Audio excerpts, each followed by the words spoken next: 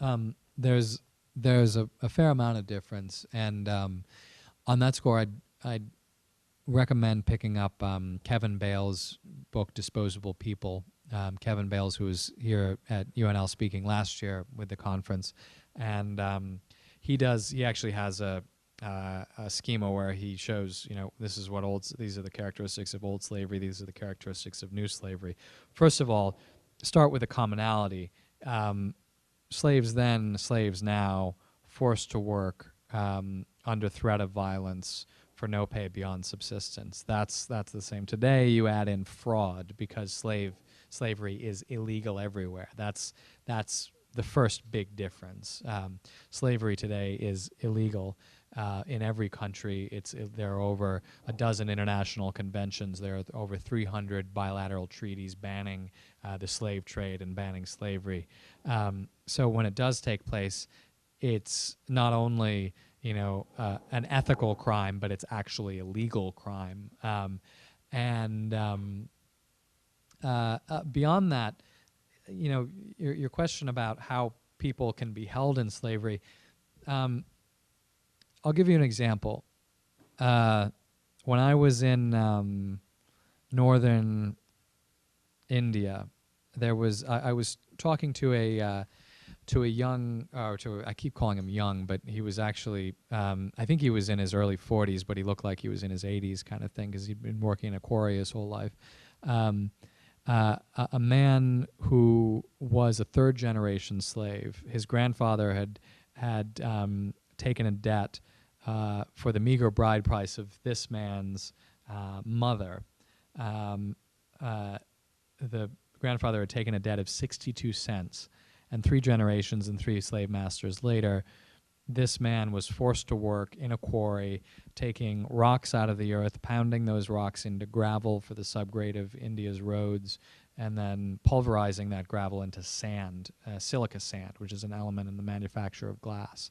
And there's only one way that you turn a profit off of handmade sand, and that's through slavery. So the motivation for the trafficker was obvious. Free labor means I can turn a profit off of handmade sand. He was also an extremely violent person, and he was known by local police to have killed 5 high-caste Brahmin Indians. He was a serial killer in our understanding of the term, and yet he'd never been brought to justice. He operated with total impunity because he was strong, he was rich, he had guns. And the slaves would say that he had killed up to a dozen of them, lived in mortal fear of the guy. But the first conversation I had with this man, who was in his early 40s, and I called him Ganu in the book, the first conversation that I had with him, and I talked to him, I would slip in at night and talk to him over the course of 2 months in his hut. He said that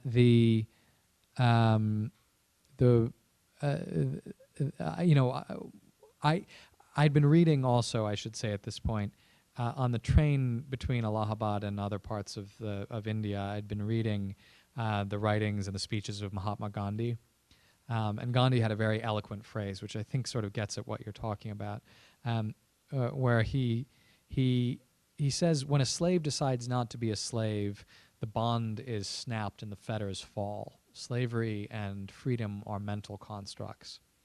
And it's a very eloquent idea that all of us, I think, sort of can understand, having been born, I presume, free, and having not been told from day one that we are owned by somebody else. But for somebody who has been told that, and who's not only been told that, but has been given everything in their life by their master, slavery for this man was not merely a mental construct. And the first thing he said to me was, if I ran away, how would I eat? Where would I live? How would I feed my family?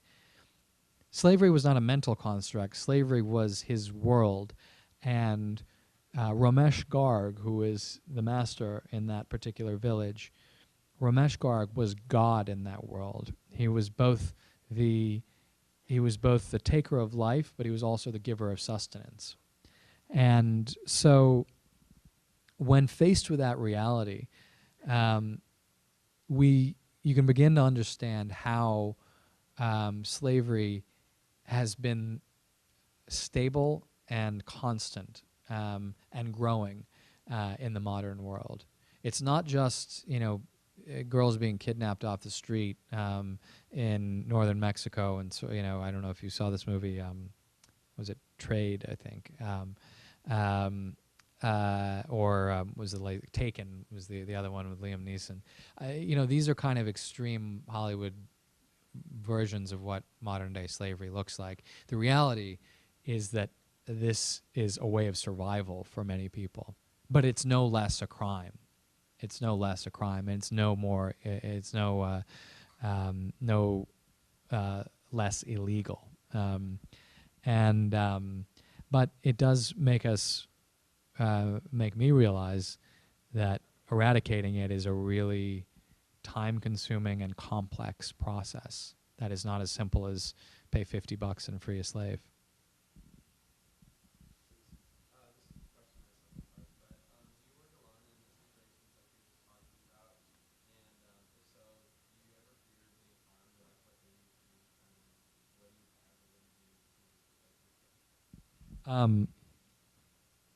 The question was, do I work alone in these situations, and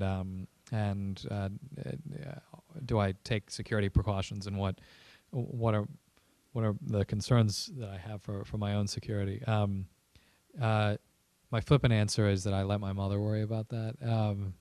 I was just I just got back from Afghanistan a couple of days ago, and I have to say the poster that was up there a second ago, my mother was Googling me a couple of days before I came back from Afghanistan, and this was kind of funny. She was looking for stories that I was filing dispatches for foreign policy, and she just wanted some sort of proof of life because I was a little bit out of contact. I was off the grid, and so this at first glance, all that you can read is "not dead" in my picture, which she found very encouraging. But I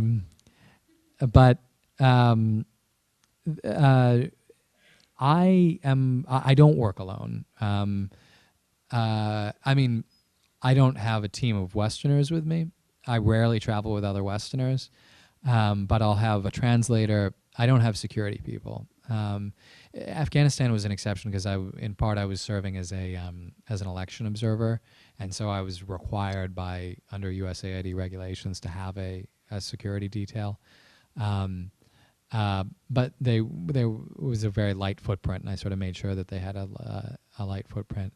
In general, and I hope you all take this with a grain of salt, that I've spent a lot of time in the field and developed a way of understanding and an appreciation almost of a whole range of different cultures. And so it's perhaps a little bit easier for me to get up to speed locally. But in general, things will look a lot worse from the United States than they do when you're in these places. I mean, when I was going to Haiti in 2005, this was just after the coup, there was a real sense of, oh my God, you're going to be kidnapped as soon as you get off the plane. And then, within a week, I was riding tap-taps on my own, and I was going to Cité Soleil, which is controlled entirely by the gangs. And as I was going in, you had these Jordanian peacekeepers looking down from their APVs, wait, you're white and you're going... you deal respectfully with local populations. You get to know people slowly, and you can move more easily. I have a good friend, Jeff Gettleman, who's the bureau chief for the New York Times in Nairobi, and he's been filing these incredible stories from Somalia, and from the middle. He was in one of his files recently was from this town completely run, owned and operated by pirates, and this is the work of a journalist who understands that in all of our work there is inherent a certain amount of risk.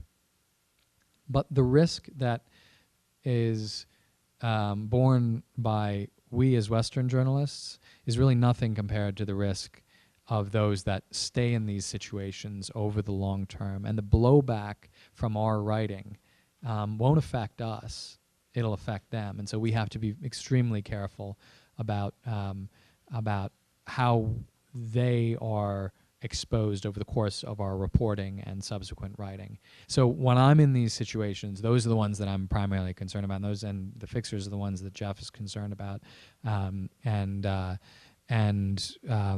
I was on stage a little while back with Nick Kristof, who's a New York Times columnist who's done a lot of reporting over the years.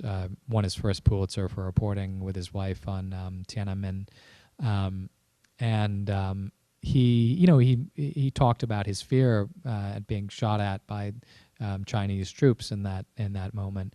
But fundamentally, his concern, as I think most journalists' concern, is I'd never be able to forgive myself if something happened to a translator or a fixer as a result of my reporting. And I think by taking those precautions, we're also protecting ourselves, because those are the people that keep us safe.